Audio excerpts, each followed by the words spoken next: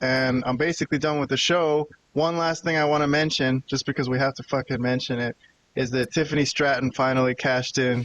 I know we were covering SmackDown earlier, and I didn't want to blow our last scene because it was it's such a surprise, right?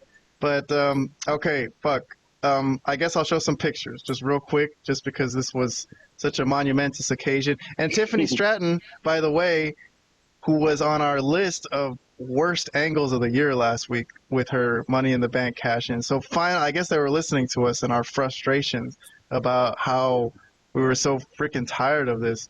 So, but anyways, basically the way this happened was Tiffany turned on Nia. She made a conscious decision to fucking whack her with the Money in the Bank briefcase, and then she threw Candice out of the ring, and Bianca finally hit the KOD. They teased this so many times on Nia, but this was impressive. You gotta admit this. That's a tremendous thing.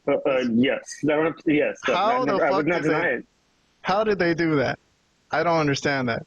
But okay, so after Tiffany did all the hard work for her and did the KOD on Nia, then Tiffany grabbed Bianca, and I'm sorry, Bianca did all the hard work, right. And then Tiffany grabbed Bianca and flung her into the announce desk, and then Tiffany finally fucking cashed in.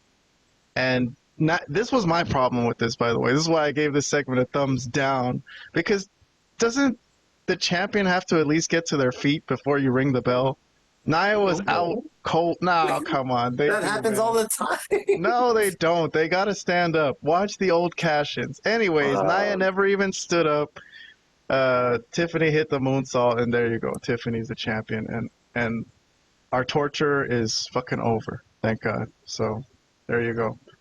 Tiffany is the WWE champion, believe it or not. I guess you could put it that way. The champion of all the women in WWE.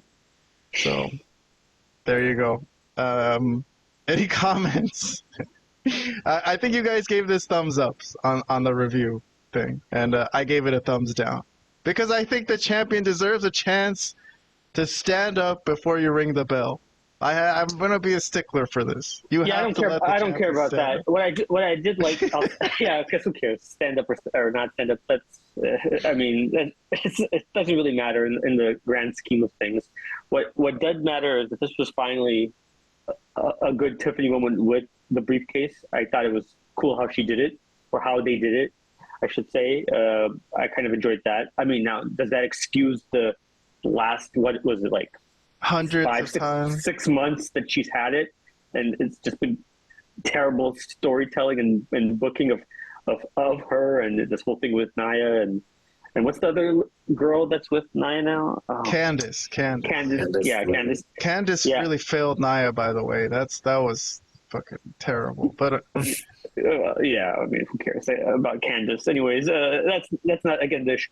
I was a fan of Tiffany. I was starting to really become one prior to her winning the Money in the Bank. But the stuff like with her and Nia, I did not really enjoy at all. Like how she was like so afraid of her and ready to do anything around her. I got sick of it already. So I'm glad that they did this rather quickly in 2025. And we'll see what happens with Tiffany and how long she has the belt. But I like this as a segment, just in a bubble. I enjoyed it.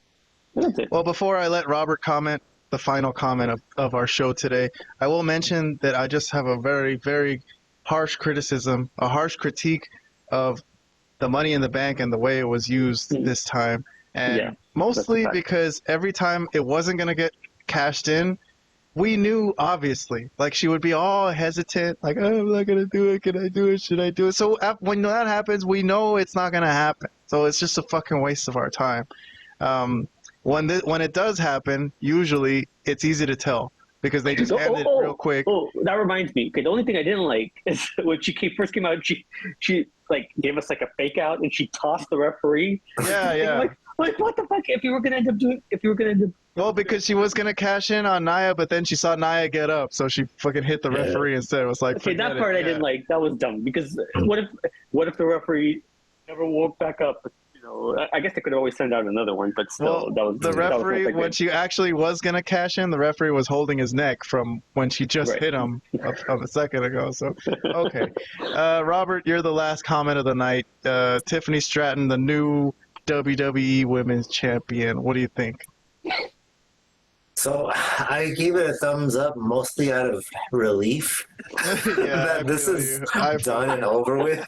Yeah, totally. Okay. I mean, that storyline just dragged way too long. Um, my issue is very simple.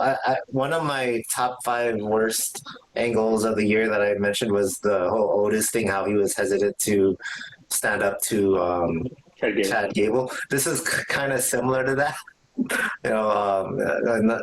Tiffany's hesitancy to cash in on her own friend.